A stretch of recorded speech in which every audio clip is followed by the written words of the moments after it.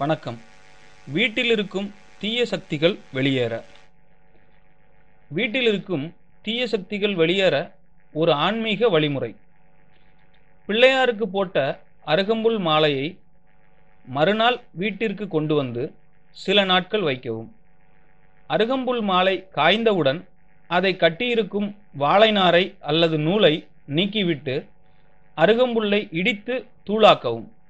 மேற்படி தூளை சாம்பிராணியுடன் கலந்து அதிகாலை மற்றும் இரவு நேரங்களில் வீட்டில் போட்டால் வீட்டில் உள்ள தீய சக்திகள் வெளியேறும். இது அதிக செலவில்லாத பரிகாரம், ஆனால் பலனோ அபரிமிதமானது. மேலும் தகவல் அறிய சேனலை சப்ஸ்கிரைப் பண்ணுங்க. நன்றி.